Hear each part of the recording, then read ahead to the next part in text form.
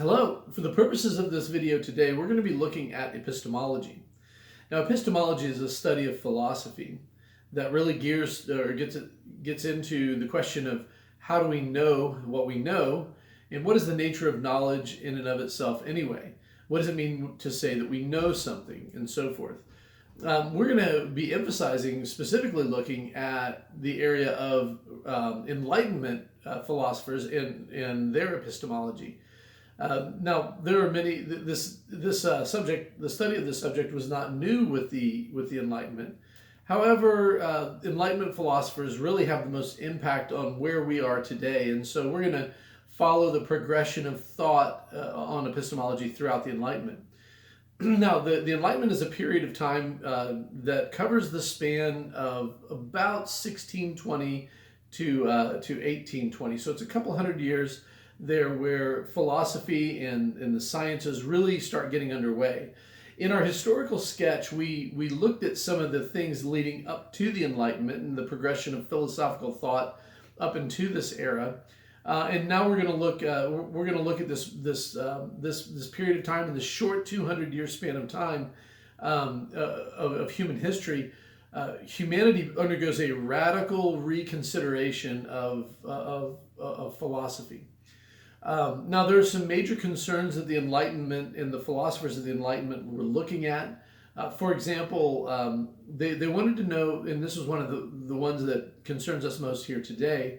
They wanted to know certainty of knowledge in the absence of traditional authorities. Now, as we mentioned on the video about the historical sketch, up until the time of the time of the Copernican Revolution really sparks it off, but until the time of the Renaissance, the Reformation, and then the Enlightenment, human beings had, for the most part, really looked to traditional authorities to define the world around them, tell about value and ethics and what our goals should be, what our pursuits should be, and so forth, how we're to relate to authority. All of these things have really been determined by a view of what we might call the transcendent. All of these various approaches had one thing in common, and that is that they looked to some otherworldly source for meaning, and that really comes to a head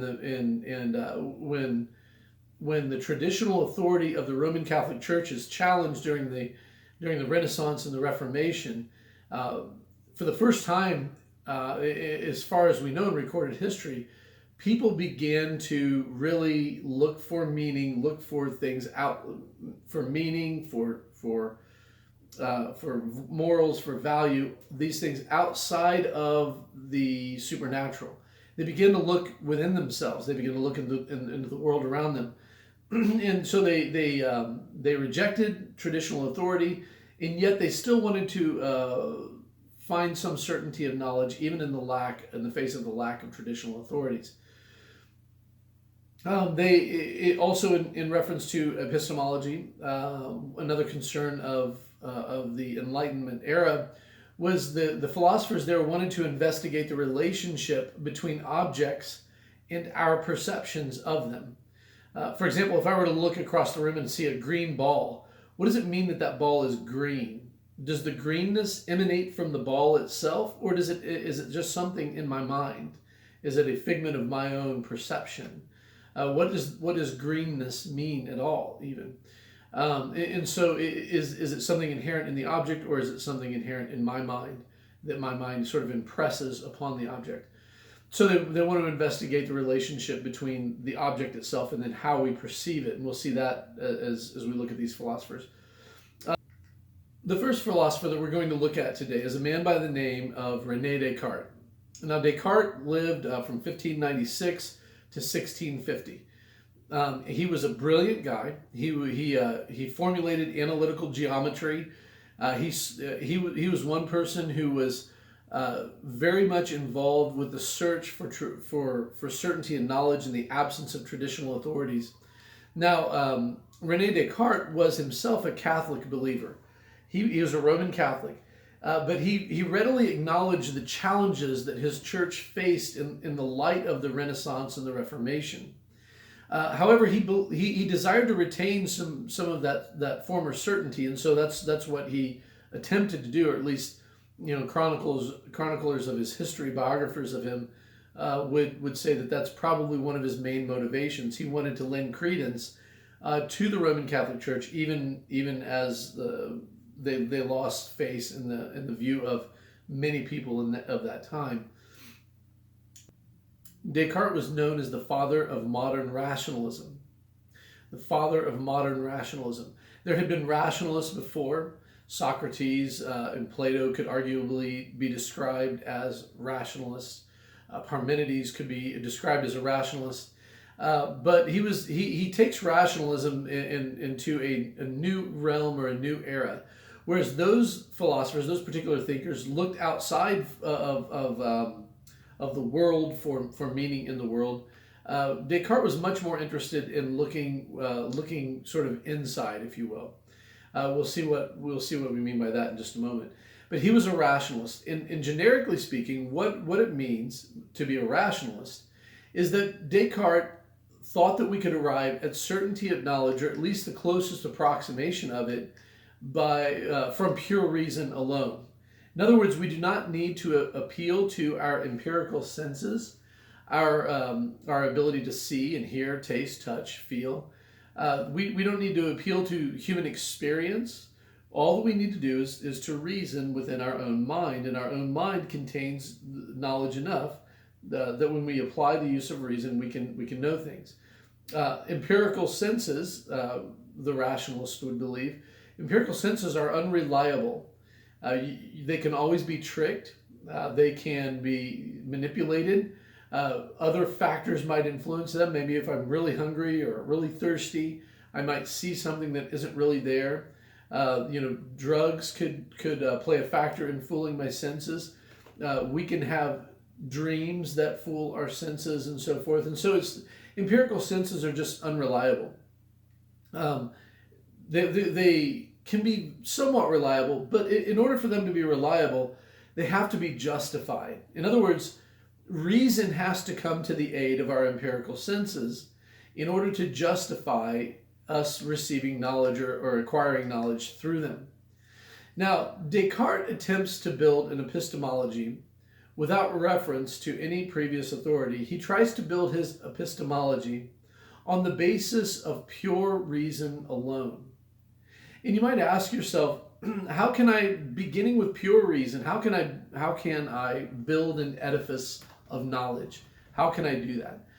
If I don't appeal to the authority, a religious authority that might define the world for me, if I don't appeal to maybe scientific knowledge that has come before me, how can I begin to build knowledge on the basis of just pure reason?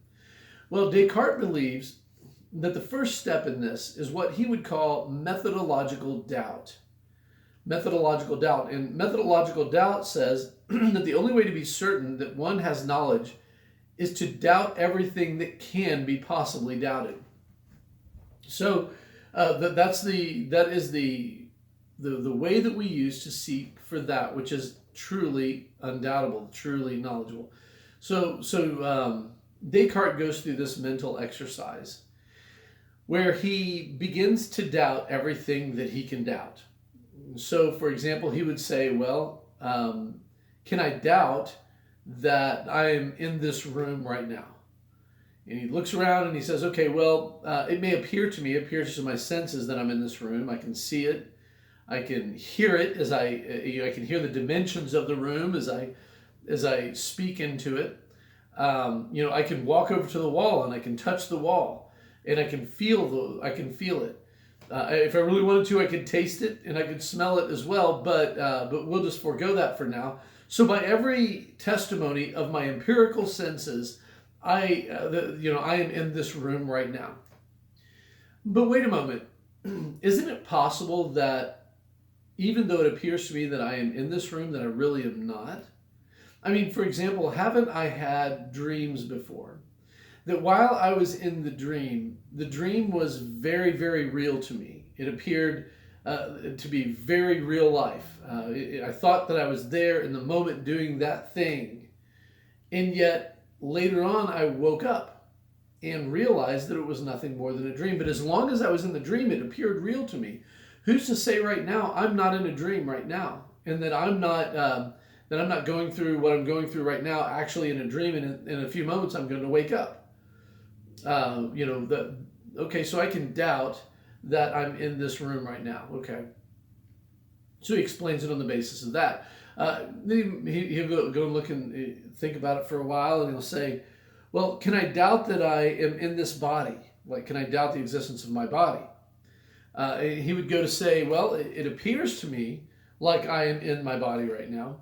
It appears to me by every outward appearance, I feel that, whenever my mind initiates it, my hands move, my mouth moves, I can move my head, all of this sort of thing. It obeys my commands. But think about what I just said. I said that it feels like I am in my body. It feels like when I went to move my hands and my face and my mouth and my head, they all obey the commands that my mind gave them. And so Descartes reasons that it's possible, although it's very unlikely, but nevertheless, we're not talking about what's likely, we're talking about what's possible. It's possible that I am actually having an illusion or maybe a delusion that I am actually in my body. It's possible, he would say, that some evil demon or evil genius has deluded me into thinking, is feeding me perceptions, and I'm hallucinating right now that I'm actually in my body. And furthermore, if we think about it, when I say things like my mind has control over my body, what I'm saying is that there's something more essential to what it is to be me than my body. So while I may have an experience of being in my body right now, that doesn't mean that I am actually in my body. And so he kind of ponders that for a moment and says, yeah, I can doubt that I'm actually in my body. It's a long shot, but it's possible. I can doubt it. And so he gets to thinking, what is there? Is there nothing that I cannot doubt? Is there anything that I cannot doubt? And all of a sudden it hits him. The one thing that he cannot doubt is that he is doubting, right? That he is thinking in order to doubt. Therefore, he is thinking. And Descartes concludes, if I am thinking, then what that means is that I exist. In other words, I may not exist in this body, and I may not exist in this room, I may not even exist in this world, but I exist somewhere in some mode of existence. My mind exists. I think, therefore I am. And so that's what he's known by, is the saying, I think, therefore I am. And that's what it means. He's trying to justify his own existence on the basis of the fact that he thinks. And in order for him to do anything, thinking included, he has to first exist. I think, therefore I am. So Descartes concludes he exists. He said that's his building block, that's his foundation, that's his starting point of his entire philosophy. I exist. And notice that he didn't appeal to human experience in order to justify his own existence. He didn't talk about seeing himself in a mirror. He didn't pinch himself to make sure that he was awake. He didn't use any facet of empirical senses to justify his own existence. What he did was he used reason in the logical inference of the fact that I am thinking is that I has to exist. So I think, therefore I am, I exist. So that's his starting point. Now, from there, he builds a kind of foundation. And I'm going to go ahead and give that to you. I don't know that you'll find it persuasive, but I'll go ahead and give that to you in the way that Descartes builds it up. He begins with, I think, therefore I am. But then he quickly concludes that that's not the ending point. Rather, it's the beginning point of my philosophy. What's the next building block? Well, he says, I know that I am not all that exists. I know that there's something other than me, even if it's just an illusion. There is an external world, a world outside of my mind, and that world exists. because just the ability to use logic means that you have to be able to predicate. And predication is sort of a comparison between two things. And so Descartes reasons that there has to be something other than himself. He himself is not the only thing that exists. There has to be another mode of existence or another thing that exists. So there's an external world, he says. He reasons there's an external world, a world outside of my mind. Well, this external world was logically prior to me because I did not see it come into existence. And so this external world must also include the idea of someone who or something that created me, because I am not the creator of me. That's a logical impossibility for a thing to create itself, because in order to create oneself, you would have to exist, which means that you're not. You're already created. So I'm not the creator of me. Now, so he reasons that there has to be someone or something that created him, that gave rise to him. Again, that's reason. That's not using empirical senses. That's using reason. Now, I am not the creator of me, but that which did create me has to be higher than me. Okay, because nobody ever creates something that transcends them. Everybody, when they create something, that whatever it is that they created is something less than them or something equal to them in terms of station. So that which created me has to be higher than me because it existed before me. That which created me must be higher than me. Therefore, reasons Descartes, God must exist. So far, he's talked about the used reason to arrive at the existence of himself. He's used reason to arrive at the existence of an external world, and he's used reason to arrive at the idea of God, at his own creator. So then he moves on from there, and he starts speculating about God. He starts to think about God, and he says, well, God must be perfect. And the reason that God must be perfect is because I have an idea of perfection in my mind, but there exists nowhere that I can see in the world anything that fulfills the notion of perfect. There's not a perfect man, a perfect woman, there's not a perfect dog, there's not a perfect car, there's not a perfect circle, there's not a perfect anything. However, the concept of perfection is one that is immediately evident. And the closer I get to it, I know which direction that I'm moving. So God must be the perfect, because in order for a standard of perfection to exist, in order for the idea of perfection to exist, the standard of perfection has to exist. So God is the standard of perfection. So God must be perfect. Therefore, we have the idea of perfection. Now, if God is perfect, he reasons, then God must be perfectly faithful in all that he creates and all that he communicates. He must be faithful. And if God is faithful, then when he created my senses, he created them in such a way that they faithfully represent the world in which we live. So now Descartes has moved not only to his own existence, the existence of an external world, the existence of God, the existence of the perfection of God, but now he's reasoning to the reliability of my empirical senses.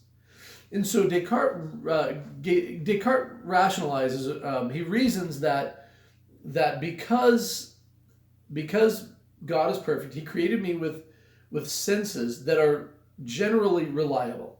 That doesn't mean they can never be fooled, and that doesn't mean that they can't be manipulated or mistaken. But that means that they are generally reliable. And so from beginning from his own existence, he reasons and justifies on the basis of reason his use of his empirical senses. Now, this is an interesting way to go about going about doing it. I don't know that you would agree with Descartes or not. You can certainly make comments as to that effect. But that's Descartes' epistemology. And notice that at no point did he really ever appeal to the empirical senses, not until the point where he justifies his belief in them, his justification for them. So he seeks to so with Descartes seeks to establish certainty of knowledge based on the foundation of his own existence. Historians of philosophy come to refer to this as the first inward turn. The first inward turn means that Descartes turns inward to look for a justification for his epistemology. He doesn't turn toward outside sources or authorities. He looks to himself, his own ability to reason, and ultimately with Descartes he turns to the existence of himself. So they call that the first inward turn, and it really sparks the modern Enlightenment period. It sparks this whole sort of roller coaster, if you will, from here. Now, beginning with Descartes, well, people have done this before, but certainly with Descartes, this becomes more in vogue. Mankind begins to look for knowledge, truth, and value, beginning with himself. People are no longer looking to God ultimately. They're looking to increasingly, and of course, not everybody shifts at once, but increasingly people begin to look toward themselves, their own abilities, their own understanding for knowledge, truth, value, and so forth. So that is going to characterize the flavor of the Enlightenment from here on out. Now, there are other rationalist philosophers that follow Descartes in the Enlightenment. Baruch Spinoza is one of them. And then Gottfried Leibniz is one of them. I believe your book talks about him. But we're going to fast forward, as it were, to another thinker. That really presents a contrast with rationalism as a whole, and also specifically Descartes, but also gets things started in terms of the Enlightenment emphasis, or the later Enlightenment emphasis on empiricism. And this thinker's name is John Locke. John Locke lives from 1632 to 1704. He's a doctor by trade. He's trained in medicine.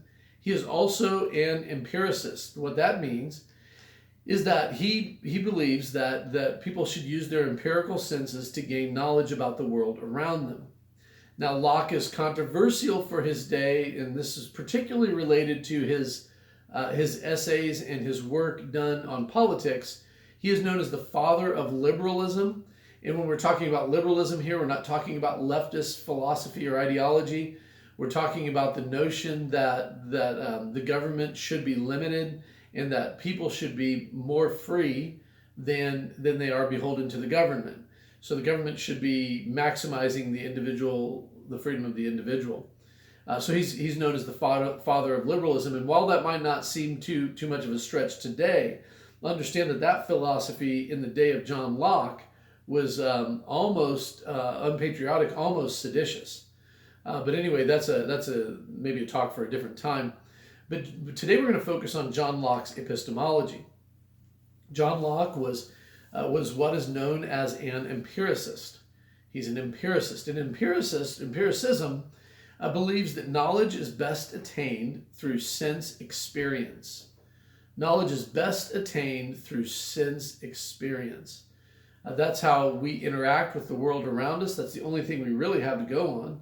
Because while reason can tell us many objects of knowledge, we're never really quite sure if what we rationalize or what we reason is in the world until we use our empirical senses to begin to figure that out.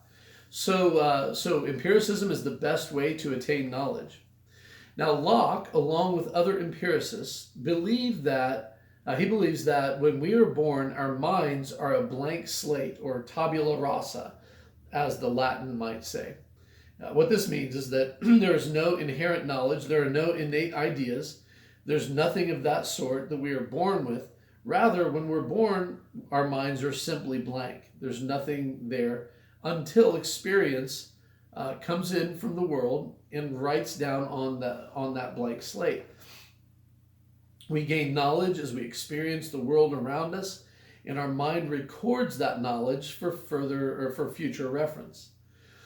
So that's what empiricism generically believes. And the next three philosophers, including John Locke, that we'll look at, are all three who are categorized as empiricists. What we're going to see is a progression of empiricism, a building on it through all three of these thinkers. And then where that leads us up, after them to Immanuel Kant. Well, here's what Locke thinks. Locke's specific version of empiricism begins with the concept of what he calls ideas. Now, keep in mind that when he's talking about ideas, he's not using it in the same way that you and I use the term.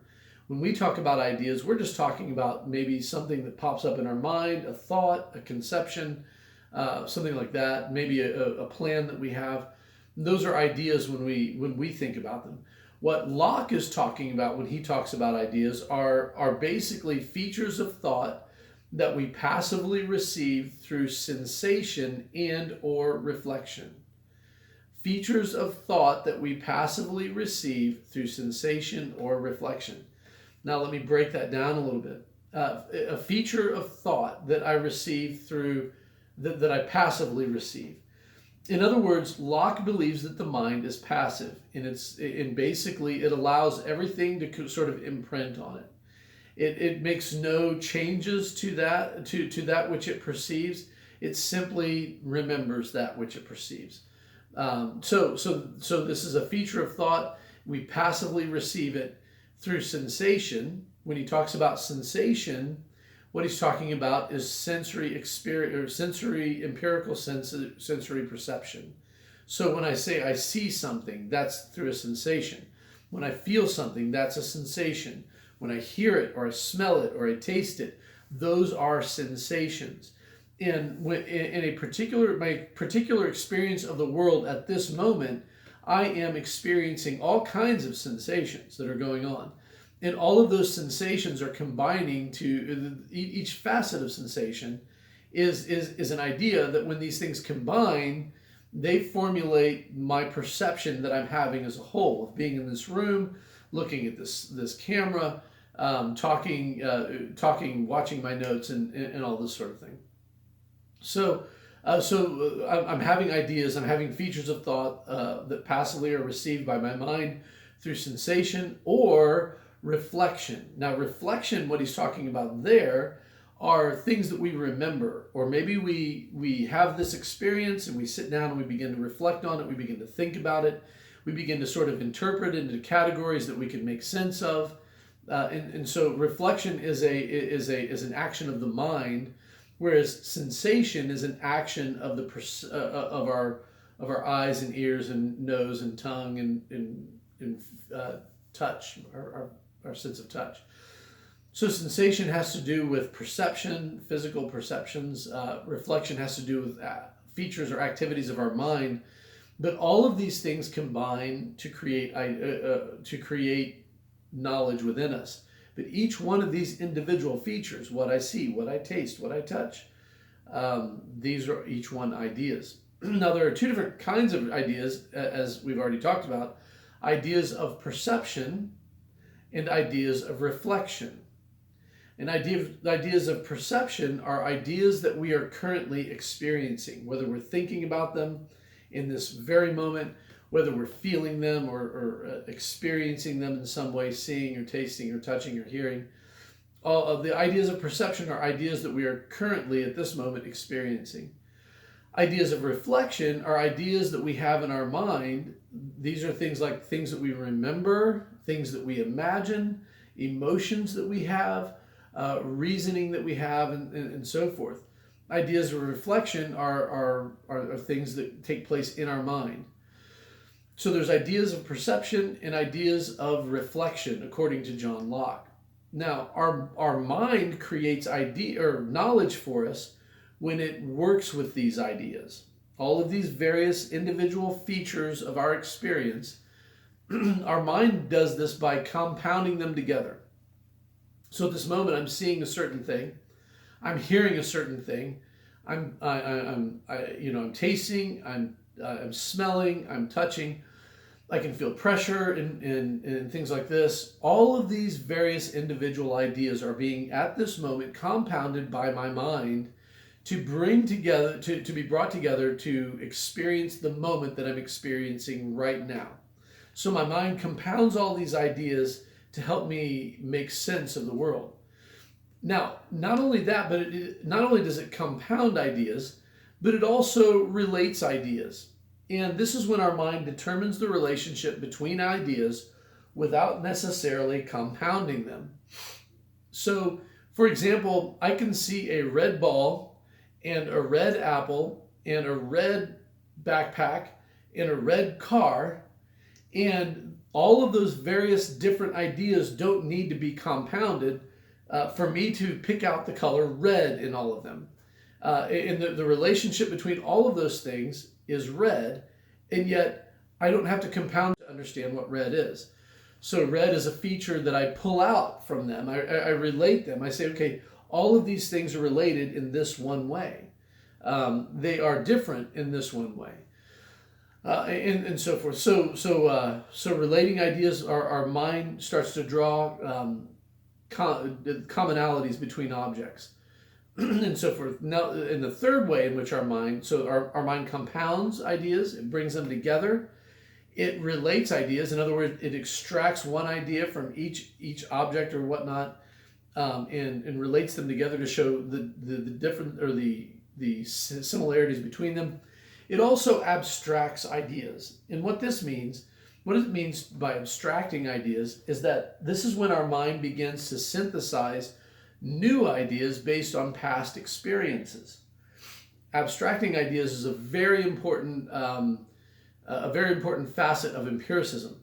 You see, because one of the criticisms of empiricism is how do we make meaning out of something when we've never experienced it before? So let's say that I'm driving down the road, and off to the side of the road, I see a different kind of vehicle than I've never seen before. Now, I see that the vehicle has four wheels, and so all of a sudden my mind abstracts from other objects that I've seen with four wheels, from different cars or trucks or other go-kart or whatever. My mind extrapolates from those things, and it abstracts from those things this concept of this idea of a car or an automobile. And so when I see this new object in front of me, I know that it has to be an automobile of some kind, right? I remember one example of this, doesn't have to do with automobiles, that I remember that sort of hits home is that, I've seen hundreds of different kinds of chairs in my life. And there are all kinds of, some of them have four legs, some of them have three, some of them, a stool has one leg that kind of goes out into other ones. And so forth. So there are different kinds of shapes of chairs that I've seen, recliners and wingback chairs and office chairs and this kind of thing. I remember when I went into Planet Fitness one time, and I was getting a membership at Planet Fitness. They said, yeah, go ahead and take this form and sit down and fill it out. And when I looked over at the table, they directed me toward the table. And around the table there set four objects, and these four objects were shaped like hands, and the hands were like this. But I knew immediately that wasn't a big old hand or even a statue of a hand. That was intended to be the chair that I sat on. Now, I had never seen a chair that looked like that before in my life, but because of their placement around the table, because of their general shape and size and elevation off the floor in relationship to the table, my mind had abstracted that from countless ideas of chairs that I had seen in the past. And I understood that object that looked like a giant hand to be a chair because my mind abstracted that and so was able to give meaning to it, even though it had never seen anything like it before. So that's abstracting ideas. So according to Locke, our minds compound, they relate, and they abstract different ideas in order to make sense of the world and give our mind knowledge. Now, when it comes to how those ideas are kind of transmitted to our minds, Locke describes how this takes place through what he calls the qualities of an object. Now, so our mind has ideas, but those ideas are caused by qualities of the objects in the external world. And so an object has qualities, and qualities are attributes of an object that give rise to ideas. Qualities are attributes of an object that give rise to ideas. That's what qualities are. So if there is a green ball laying on the table, the attributes of that the attributes of that ball are the idea, or the sphere. For one, it's spherical in shape, and so the idea of spherical is transferred to my mind. For two, the color of the ball is a quality in the ball, and so that color is perceived by my mind, and therefore it causes the idea in my mind. The quality of the object causes ideas in my mind. Now, for Locke, there are two different kinds of qualities that an object can have. There are primary qualities and secondary qualities. Primary qualities are those qualities of the object that are inherent in the object itself, whereas secondary qualities are sensations that the object causes in our mind that are basically in our mind and not in the object itself. The distinction between the two is this. Primary qualities can be objectively measured by anyone who has the ability to measure them. So, for example, things like size or shape or weight, mass, the number of objects that we're talking about. Anybody would be able to measure those, and if they all did it accurately, they would come up with the exact same measurement. They would put it on the scale, see how much it weighed. It's going to be the same for everybody. If you measure it with a tape measure, it's going to be the same, and it's going to be the same for everybody. If you displace it in water to see what the volume that it displaces, if everybody does it accurately, it's going to be measured the same by everybody, and so on and so on. So the primary qualities are qualities that are inherent to the object itself, and no matter who measures them, they're going to be the same. They're going to come up with the same answer. Secondary qualities, on the other hand, are sensations that the object causes in our mind that are subject to change. So, and they can change from one person to the next, because these are sensations that are given to our mind by something that is not actually necessarily inherent in the object itself. Things like color. Now, the red ball may appear to be red in the lighting that I have now, but if I turn the lighting down far enough, the ball might now look to be gray.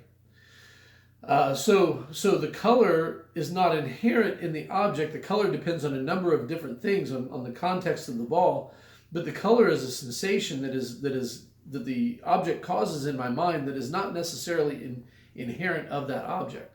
The same thing could be said for taste. The same thing could be said for smell, and so forth. They are sensations that the object causes in our minds. This is secondary qualities that are subject to change, that they are not inherent in the object itself. So that's the difference between primary qualities and secondary qualities, and that is John Locke's the basic idea of John Locke's empiricism.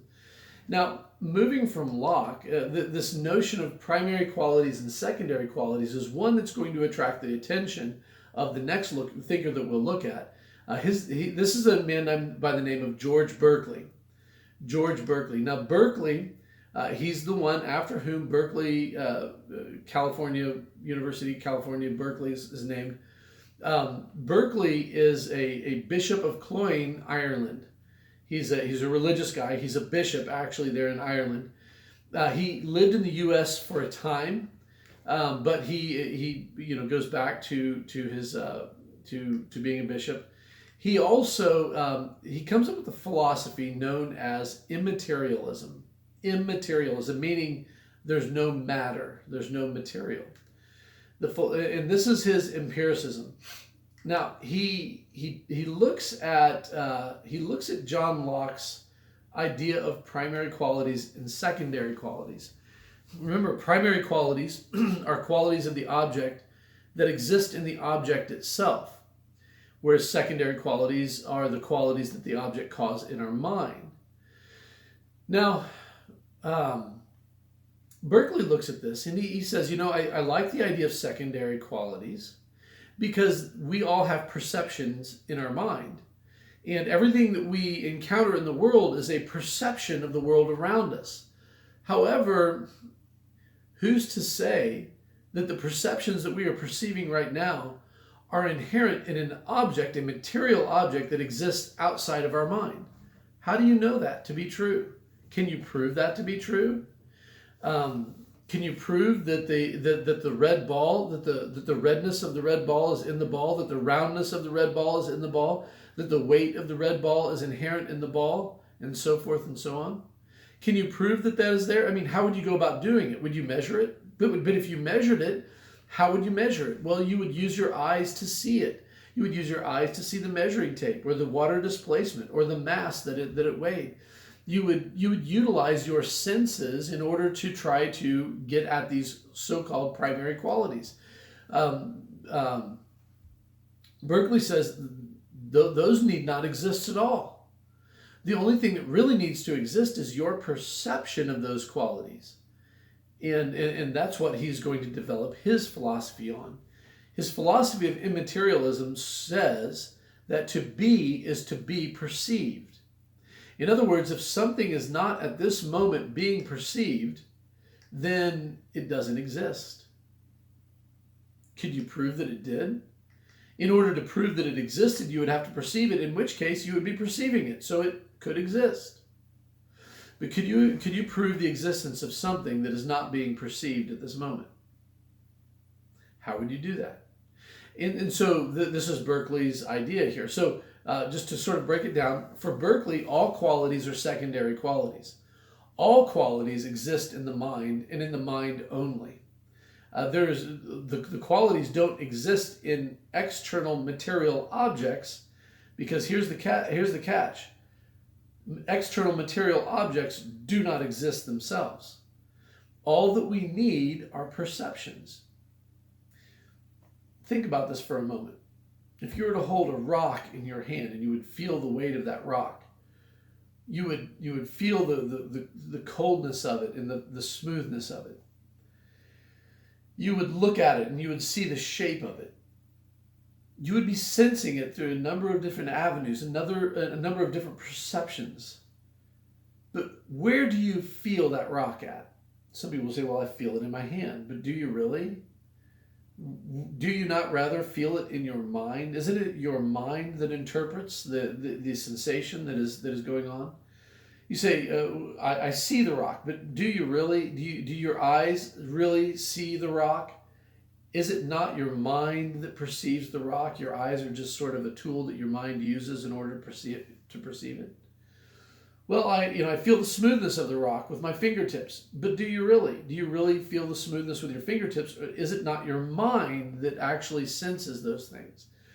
And that is where we have perceptions at. We have perceptions not in our hands, not in our tongue or our nose or our ears or our eyes. We have perceptions in our mind. It's our mind that gives these perceptions. And so we need not an external material world in order to have perceptions. Though nothing exists outside of the mind. To be is to be perceived. Nothing exists outside of the mind. The world owes its existence to the fact that it is perceived by the mind. If there were no mind here to perceive the world, then it wouldn't exist. That's what Berkeley is getting at. Now, here's the thing about Berkeley's thought. He really is saying that there's no such thing as an external material world, a material world that exists outside of your mind. All that you really have are perceptions of what's going on in this world, everything that's going on in it. You only have perceptions. That's the only thing that you have. Now, critics of this theory have initially confronted it in a few ways, and let me just spell out a few ways that are concerns, but that ultimately are not legitimate in debunking his theory. First of all, there was one of Berkeley's critics who, after hearing his philosophy, kicks a rock, and he says, "I refute you thus." And the rock goes, clambering down. He says, "I refute you thus." Well, what did he mean? He meant, well, he kicked a rock. He performed this action. He felt it in his foot. He saw it as the rock went tumbling down the road. He heard it clatter against the other rocks in the area. It kicked up some dust. He could have smelled it. And basically what he was saying to Berkeley is, Get a grip, man. I just kicked a chunk of matter down the road. There is a material world around us. But think about what Berkeley would have said in response to this. Well, what was that guy appealing to? He was appealing to his sense of sight. He was appealing to his sense of sound, his sense of hearing. He was appealing to his sense of of being able to maybe smell or taste the dust that was raised up or kicked up by this rock. In other words, he was appealing to all of his empirical senses, and it was exactly his empirical senses that were in question, right? So you can't use those. If those are what are in question, you can't exactly use them to establish them. That would be what we call circular argument or circular reasoning. So you can't refute Berkeley's theory on the basis of your sense experience contradicts it. You have a sense experience of the material world. In Berkeley, what Berkeley's saying is, yeah, that sense experience is just a sense experience. It's just perception. It's not of a material world, even though it seems to be that way. So then there are those who will say, okay, well, what about this? How is it that you and I, who presumably are separate minds, and Berkeley would say, yes, we're separate minds, how then is it that you and I can look at a tree and see the same tree? Because unless that tree exists outside of our respective minds, then how can we both see the same tree, or the same room, or the same shirt that I have on? How is it that we both share the experience of seeing the same thing? If you're a mind having sense experiences, I'm a mind having sense experiences. How is there any continuity between what everybody perceives? Well, this is how Bishop Berkeley, this is how he explained it, and this really is telling of his motives behind this. He goes. His explanation of this of this experience is this: he believes that God is the one who is constantly perceiving all things in the world. That the mind of God is omnipresent. It's everywhere at once. And it's perceiving the tree, and it's perceiving your shirt, and it's perceiving the room that you're in, and so on. But the mind of God is the one who is giving us perceptions of those things in the world so that we can have a common perception of all things. So it's God who is giving us these perceptions, therefore we can have perceptions of the same things. That's his explanation, and it really, I mentioned before that it really is telling of what Berkeley was trying to get at here. Why did Berkeley formulate his theory in the way that he did, and why did it, why was it like this? So Berkeley was concerned about two things. He believed that if we believed in a material world that exists, that is outside of our mind, that operates on the basis of its own physical, natural laws, that would lead to two things in society, and two things that all of us should be concerned about. Number one, that would lead to atheism, because if there is a material world that exists and that operates on the basis of its own laws, Berkeley thought that would make people less likely to believe that God was providentially upholding the universe by his own power. That he had just somehow, either God had just sort of wound it up and then just walked off and let it wind down, or God just simply didn't exist and the universe was all there is. So he believed that it would lead to atheism. And Berkeley did not like the idea of atheism because he believed that would lead in turn to just chaos in society. That would lead to a breakdown of the moral fabric of society, that everybody would basically be subjectivist and do whatever they wanted to, and that we would be plunged into a depth of debauchery and depravity.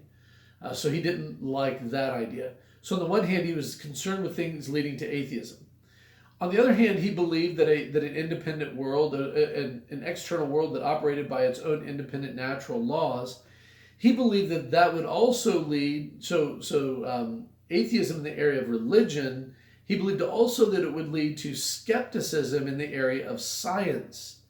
skepticism in the area of science. And this is going to be some connection that he makes with the next thinker that we'll look at by the name of David Hume. But he believes that it would lead to skepticism in the area of science, and here's why.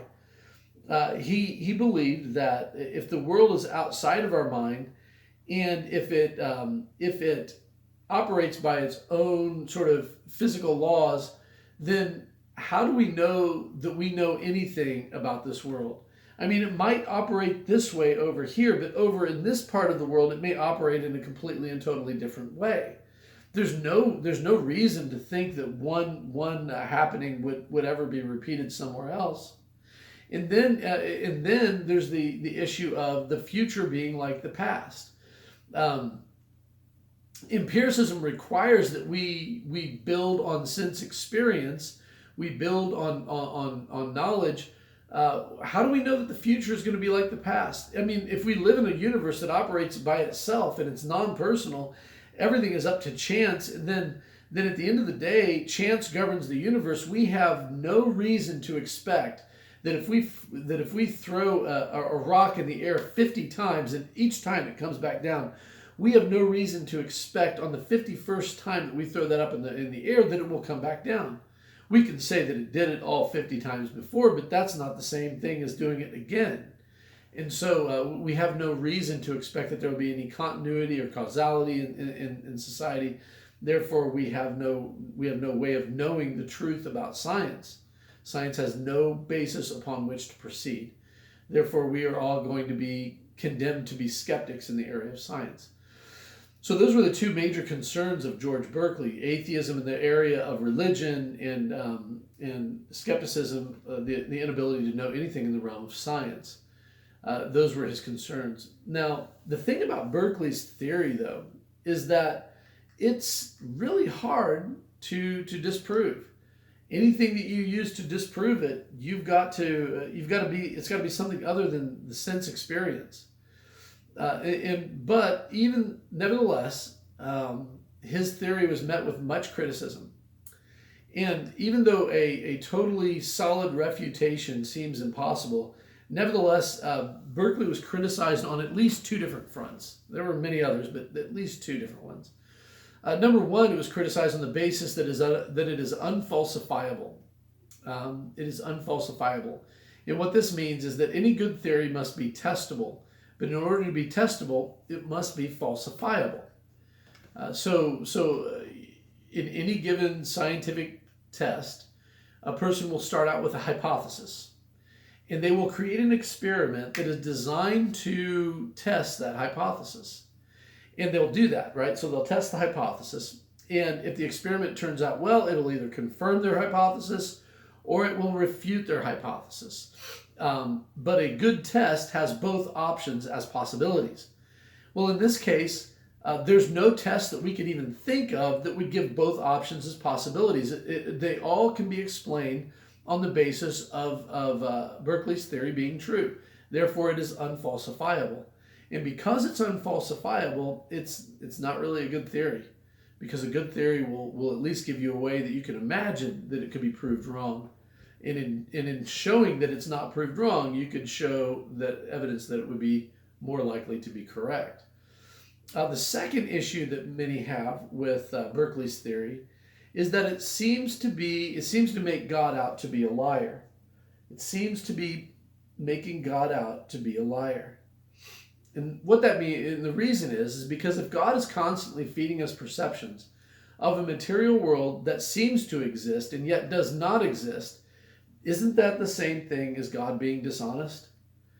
If he's saying, hey, look at there's a wooden door over there, when the door in fact is not wooden and it's not over there, it's in our mind, then isn't that tantamount to making God dishonest? And what does that do with Berkeley's version or understanding of who and what God is? And so that's problematic, to say the least. But this notion of being that Berkeley had of being a skeptic in the area of science and an atheist in the area of religion is the point of contact that we will make with the next thinker, David Hume, as he sort of takes Berkeley's idea in that realm and fleshes out the implications of it. Now, David Hume was a Scottish philosopher, again an empiricist. He lived from 1711 to 1776, and he was an interesting guy. He was a very likable guy from all accounts of everybody who knew him. He was sort of the life of the party, and yet he had this sort of doomsday philosophy that he believed and that he put together. Anyway, Hume's philosophy as it relates to empiricism, first of all, you got to know what he's trying to do here. He's trying to test the limitations of empiricism. You see, because here Hume comes at the sort of end or the plateauing and the decline of the Enlightenment era. And there's much that has been done up until this point in the area of science. Science has made some extraordinary advances in his lifetime and shortly before his lifetime. And but science proceeds under some rather arrogant proclamations. The arrogant proclamation, like we can know the truth of the universe. And Hume wants to sort of delineate the limitations of empiricism as an epistemology.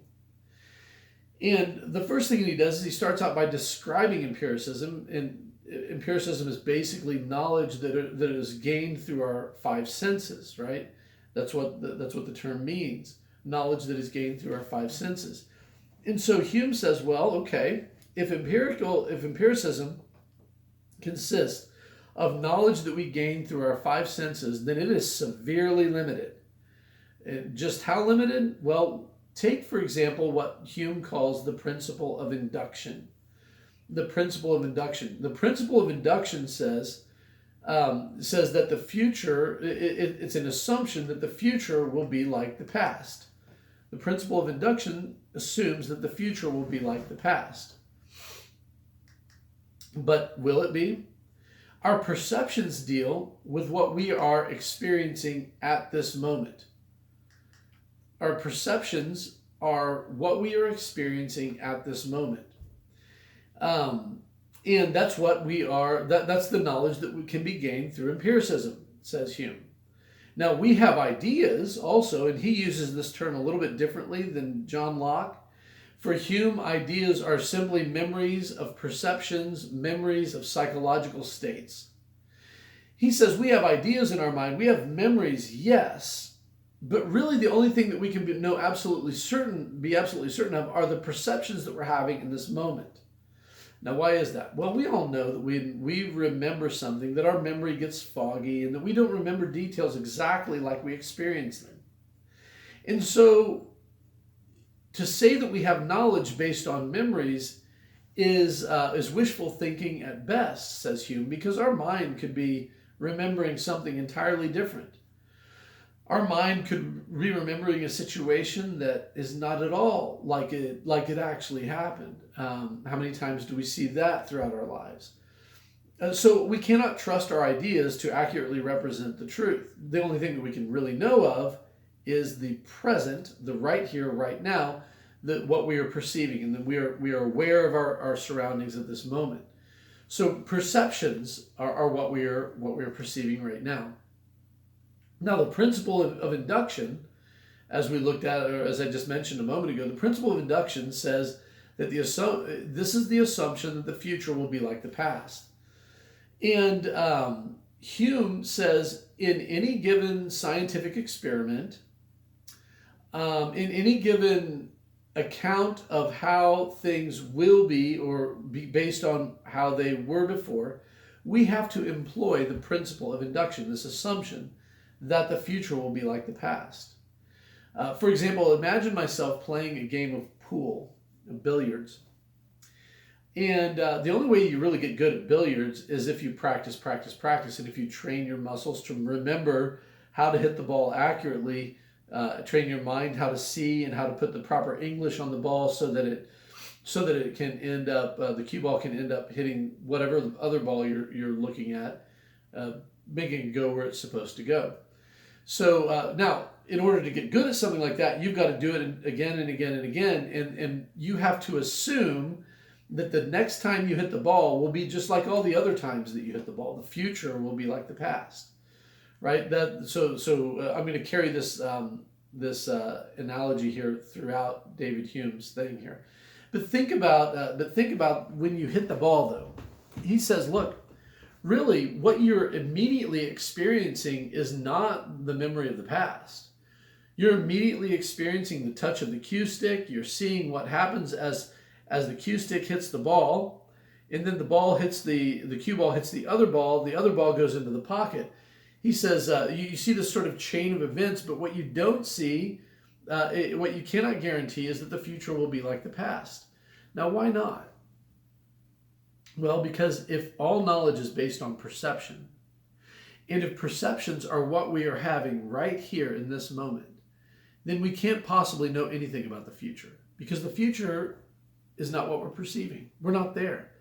And if knowledge is based on perception, and perception is what we're feeling right here, right now, what we're experiencing right here, right now, we're not in the future to experience it. Therefore, we can know nothing about it. Furthermore, we are also not in the past to directly experience that. All that we have about that are memories. So we cannot experience that. So that is not an object of our knowledge either. So we cannot tell the future. We cannot know the past. All that we can know is the present, unless we invoke the principle of induction. Now, on what basis do we have on the basis of empiricism to invoke the principle of induction? Well, we don't. Because the principle of induction is a rationalist theory. It is a necessary assumption that we can neither see or taste or touch or hear, smell. We can't do any of that to the principle of induction. It's just a principle that's out there. But we have to use that to make use of our empirical senses. So the problem of induction then arises when we try to extract the principle of induction and then see what we can know on the basis of empiricism only. So the problem of induction is this. From empiricism alone, we have no basis to assume the future will be like the past. From empiricism alone, we have no basis to assume that the future will be like the past. Now, if this is true, then fasten your seatbelts, right? If this is true, then imagine the things that we cannot know. Well, first of all, we cannot know anything through science. Wait a minute, what do you mean you can't know anything through science? Well, because science depends on cause and effect. Science depends on cause and effect. But here's the thing, we cannot see cause and effect. We cannot taste it, we cannot hear it, we cannot touch it, we cannot smell it. We cannot perceive cause and effect. And if we cannot perceive it, then we cannot know that it's there. It's an assumption. It's an investment in faith.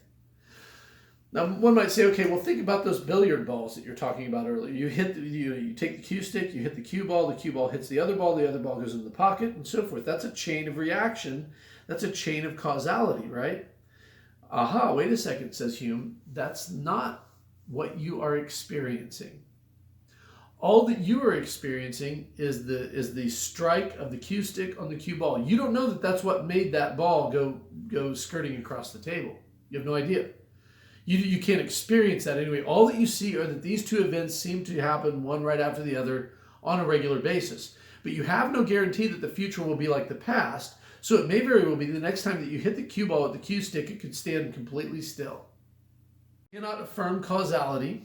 And without causality, without the idea that one effect causes another, without this assumption, science has no basis. So you cannot know anything through science because of the problem of induction. And this is based on empiricism alone. Not only that, but also you cannot even know that you yourself exist based on empiricism alone. Now this might seem to be just ridiculous, right? What do you mean I can't know my own existence? What do you mean I can't know my own existence? Well, first of all, what attribute in you is so unchanging that you can say that you exist? If you and I were to, for example, look through a photo album of your life, and you would point, let's say that you found a photograph of yourself that was 20 years old. Would it look the same as you do now? Would you be the same size? Would you be the same build? Would you be the same? Would you be the same age? Clearly not. Clearly, over 20 years, anybody's going to age, and they're going to change from one to the other. So, at what point is that a picture of you then when you were that young, or is it a picture of someone else? Because you've grown in ways that are more than physical since then. You've grown in ways, you've emotionally grown. You've grown in your knowledge. You've gone to college since then. You've grown in your knowledge of the world and in wisdom. You're not the same kind of person that you were back then. And so, how can you say that you existed? What did you exist back then? Because that person is not the same person as the person you are now. So what is it that's so unchanging about you that you can say you existed in both places and that that's you in both places? So our own existence cannot be demonstrated on the basis of empiricism. Also, because we are not in the past to experience our existence. For all that we know, we could have popped into existence 5 minutes ago with a lifetime of memories implanted in our mind. So can we say that we exist? Well, not on the basis of empiricism, says Hume. Now, this totally rocks his world. And by his world, I mean the philosophical world of that day. People begin to immediately ascertain the kind of implications that this philosophy has on life, for life. If we can't prove causality, if we have no basis for human existence, for our own existence, then what can we know? If we cannot know these things, what can we possibly know? And so Hume's philosophy presents a real threat to the development of science and the innovation in science. It presents a real threat to things like developmental psychology and many other fields that are beginning about that time or shortly to begin. And people, there are thinkers all over the world that recognize this. And so what do we do about that? What do we do with the scientific revolution, which is well underway by now? Is it going to come to a screeching halt because of the epistemological challenges posed by the philosophy of David Hume? Well, one philosopher who would answer with a resounding no to the challenges posed by David Hume's epistemology is an unassuming philosopher by the name of Immanuel Kant.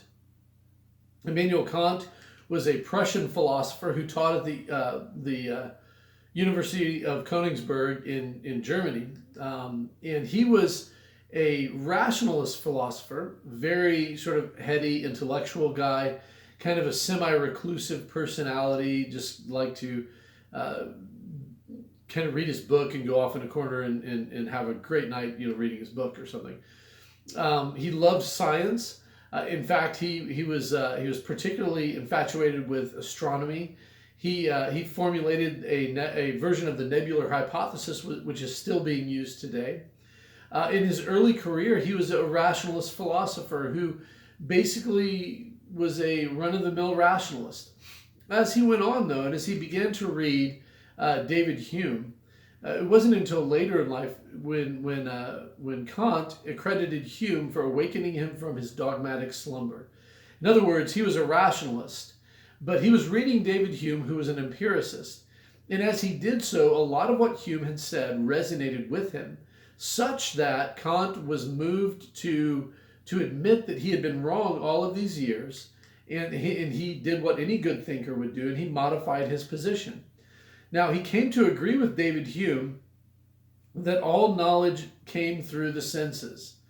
However, he could not bring himself to agree with the problem of induction, and so he dedicated himself in his philosophy to trying to solve the problem of induction.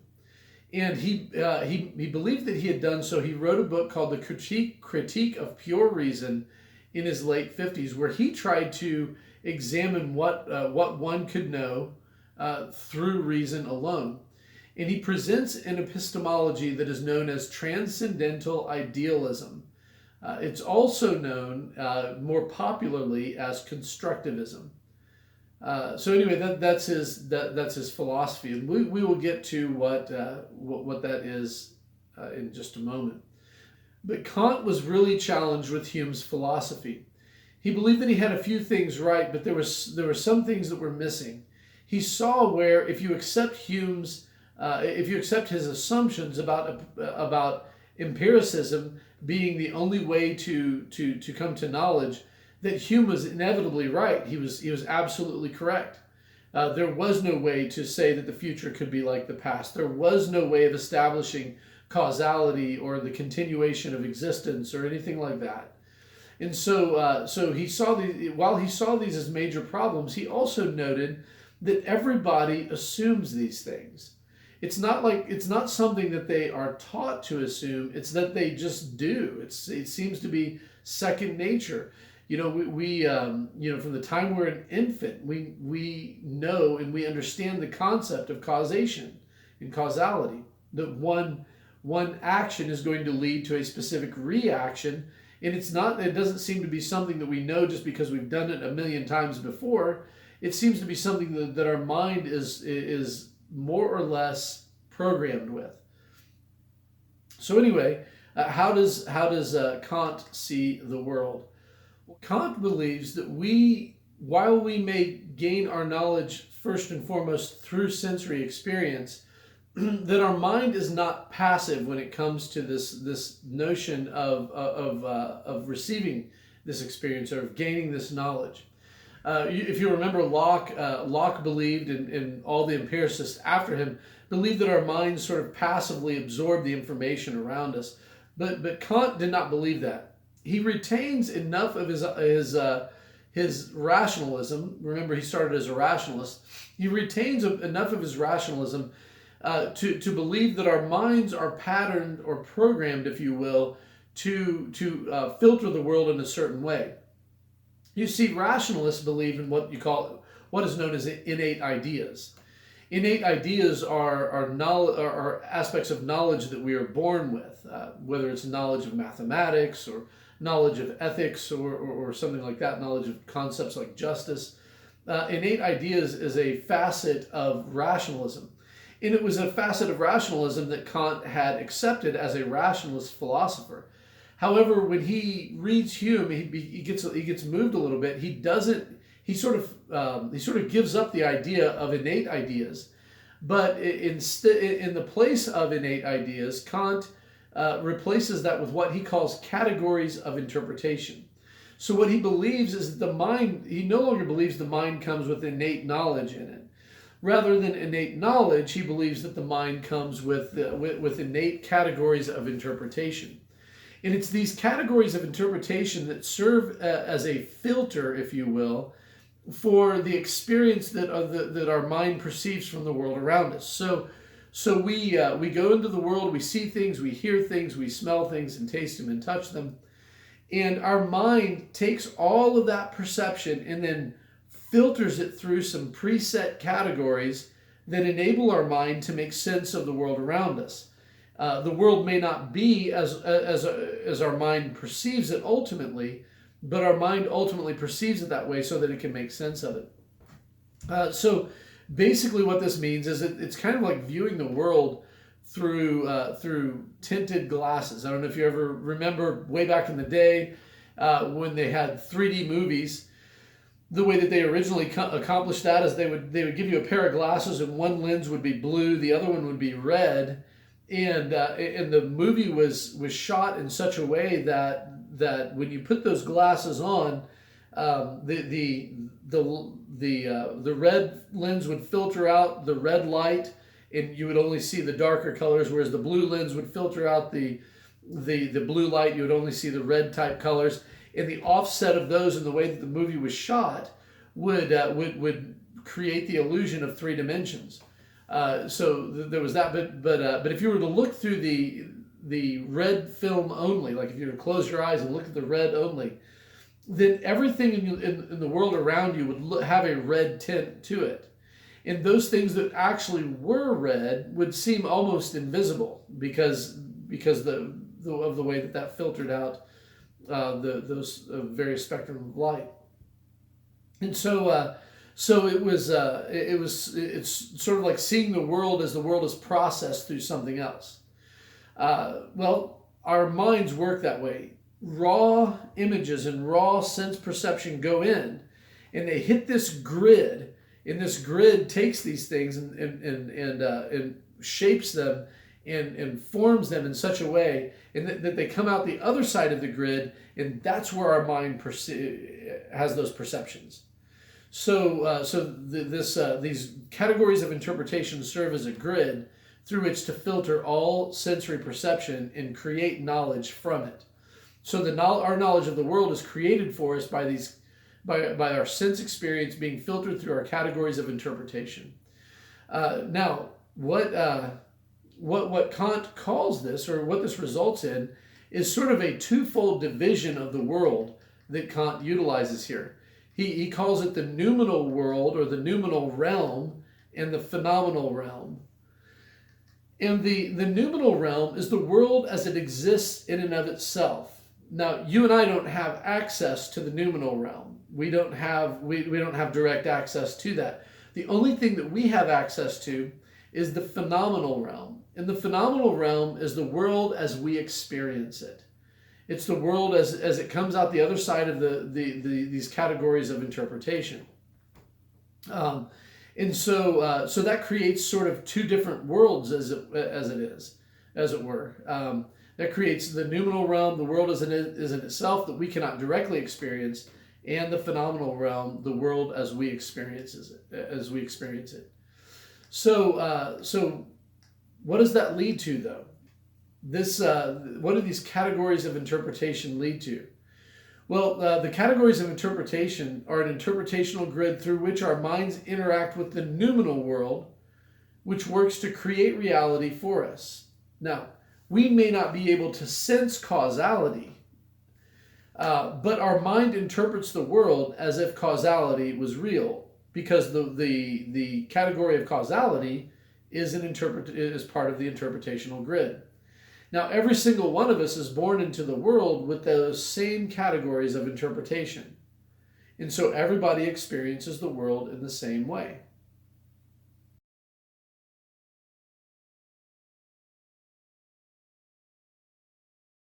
What are these categories? Well, here they are. Kant believes that, first of all, we have categories of quantity. Categories of quantity. And the categories of quantity are that of unity, plurality, and totality. In other words, when we look at the world, we perceive the world as a unity. That's why we talk about things like the universe. We also perceive a division in the world, a plurality of things in the world. So there are many different objects that fill the world. In reality, are they one or are they many? Well, our mind impresses the categories of interpretation that they are both. But are they either one or are they many? Which is it? Is it pantheism or is it atomism? Which one is it? Well, we don't know. We can't experience the world as the world exists in and of itself. All that we can do is experience the world as either a unity, that things are all one, or a plurality, that they are all many, and then the realm of totality, referring to just everything all together. So our mind impresses those categories on the experience of the world that we have. We don't directly experience the world as it is in itself. Then there's the categories of quality. The categories of quality are reality, negation, and limitation. Reality, negation, and limitation. Now, we perceive the world as if when something is real, that negates its opposite as being real. So if there is light in that moment and in that place, there is not darkness. We experience the world as that. But in reality, is it like that? Is there not a little light in every darkness, or a little darkness in every light? We don't know. We don't experience the world like that because our mind doesn't allow us to experience the world as it is in itself. Our mind perceives of things like limitation when maybe there are no limitations. Maybe the universe is unbounded. Maybe the world that we live in doesn't contain those limitations that we experience, but we perceive it to be so. And so, therefore, we think about it as being limited. What about categories of relation? Substance and accident. Substance and accident. This is the idea of the substance of a thing versus its perception. Substance and accident. I remember hearing about this the first time when I was studying the Roman Catholic doctrine of transubstantiation. And Roman Catholics believe that when they're taking the Eucharist, or where they take the bread and the cup, and that the priest blesses the Eucharist, blesses the bread then becomes the flesh of Jesus, and the cup becomes the blood of Jesus. Well, when somebody takes the Eucharist, then they're actually eating the flesh and blood of Christ. However, when you taste the bread, it doesn't taste like flesh; it tastes like bread. When you taste the wine, it doesn't taste like blood; it tastes like wine. And so people will be like, "Well, wait a second, you must not have blessed it correctly, because I'm not tasting flesh and blood; I'm tasting bread and wine." But the idea behind it is, while the substance has changed, it has changed from bread to flesh, from wine to blood, the accident, or your perception of that substance, has not changed. So while it is flesh, it nevertheless looks like and tastes like bread. While it is blood, it nevertheless looks like and tastes like wine. So the substance and accident, is there a relationship between the substance and accident? There may not be. We don't know, because we can't experience the world in and of itself. All that we can know is the world as we experience it. Therefore, that category of interpretation is impressed upon us. We automatically have it. The relationship of cause and effect. Does one cause a particular effect every time? We don't know for sure. Does the cue ball hitting the cue ball hitting the other ball to go into the pocket, does that cause that? Well, we don't know for sure, but our mind sees those actions and it interprets the world as if the causality did take place. Community. Do things that are alike belong together? We tend to think that they do, but there's no real reason for us to assume that, outside of the fact that our mind has impressed that category upon it. And then there's categories of modality. Possibility, existence, and necessity. What does it mean to say that it's possible that it will rain tomorrow, when in fact it's actually either not possible or it is possible? It either is going to rain or it is not going to rain. There's really no possibility to it. It's already a predetermined fact in science, right? It's already predestined to happen one way or the other. Possibility, then, it would seem, is not a reality. But maybe it is, maybe it isn't. Our mind interprets the world as if possibilities are a reality, and therefore we continue on with it, because again, we are experiencing the world as the phenomenal realm and not the noumenal realm. The noumenal realm is the realm where we have no way to experience it directly. So these are and you can read the rest of those, and you can look those up if you'd like to. But these are the categories of interpretation that Immanuel Kant says that every single one of us has, and every single one of us experiences the world in a very similar way. Therefore, we can talk about causation as if causation were actually the case, even if we don't know for sure that it is. So that's Immanuel Kant's big solution to the problem of David Hume. Now, thinkers after Immanuel Kant are not really particularly pleased with this version or this understanding of the world. In fact, well, then there are some that are very pleased with it. In fact, they take and develop it even further. But throughout the history of philosophy, Immanuel Kant is one of these guys that he comes up with such a profound theory that whether it's true or whether it's false, everybody after him has to deal with it one way or another. And that's exactly what happens throughout the rest of the history of philosophy up until even the modern age. So we've looked at a version of rationalism, a couple of different versions of empiricism leading to constructivism or transcendental idealism of Immanuel Kant. One final view of epistemology that comes more or less as a consequence of Immanuel Kant is that of skepticism. Now, To be sure, skepticism has existed in the world since, well, a long time, since the ancient Greeks. But the skepticism that has sort of embodied the world since Immanuel Kant has given a sort of intellectual verification or validation of it. And here's what I mean. With Immanuel Kant, if you cannot know anything directly about the world as it is in itself, then it seems that the fears of Berkeley were actually pretty well founded. Remember, Berkeley said that if we believe in a world that operates by its own natural laws, that inevitably that's going to lead us to the conclusion of atheism in the area of religion and skepticism in the area of philosophy. Well, by the time Immanuel Kant is finished, there's no way for human beings, beginning from themselves and their own experience of this world, so there's no way for them to ascend to God. They cannot tell anything about God, because God is in that noumenal realm. He's in that upper story world where we cannot directly access him. And so we are cut off from knowledge about God.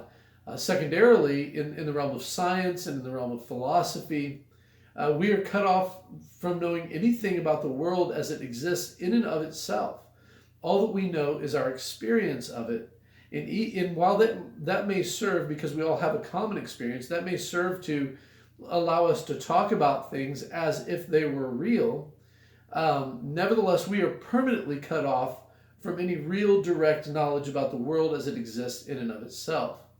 So we see that the fear of Berkeley was well founded, and as it came as a result of Immanuel Kant. On the other side of Immanuel Kant, we see that skepticism really is almost an inevitable conclusion. Now, Kant thought that he had done well, and he thought that he had established a basis for science based on a common shared experience of the world, even if that's not how the world exists in itself. But science is not the study of a common experience of the world. Science is a study of the world in itself, or at least it intends to be. And so what we see is that leads to a situation where we may have a belief about the world, and it may very well be true that belief is accurate. It accurately is represented in the world. But we have no way to justifiably say that we know something with certainty. All that we can know is our own experience of something. And so that's what the skeptic believes, that we cannot know things directly, that we might have a belief about something. That belief might actually be true, but we have no basis upon which we are justified to say that we know it. And so that is the skeptic's view. And skepticism more or less has reigned since Immanuel Kant, and it's taken various different forms. Forms like epistemological relativism, forms like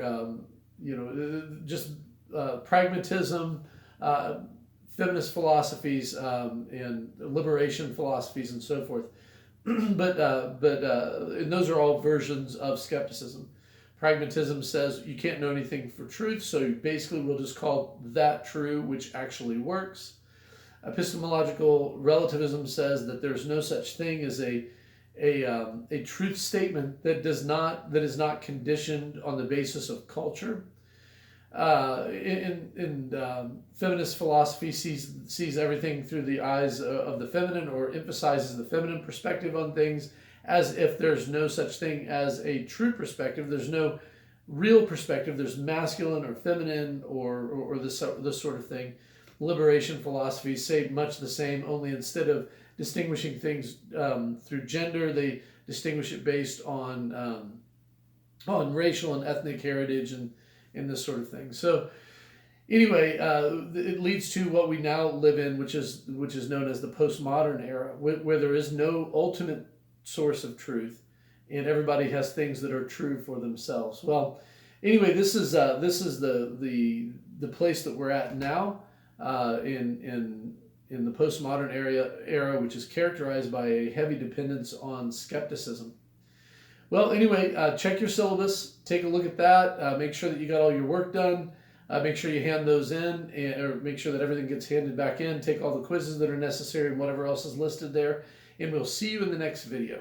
Have a great one.